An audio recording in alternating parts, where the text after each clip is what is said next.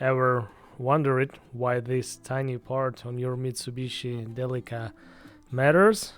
In this short 1-minute video, I'm going to show you why it's important to maintain your breather valve and don't let this small part cause big problem. Yeah, if you like Mitsubishi Delica, subscribe to the channel. Yeah, thumbs up, and let's get started.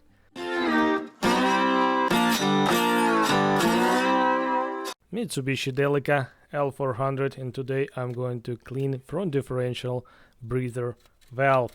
Your differential heats up as you drive. Without a clean breather valve, trapped air cannot escape, creating pressure. Pressure will build up inside the differential, leading to seal failure and oil leak. As you can see, it's so easy to clean.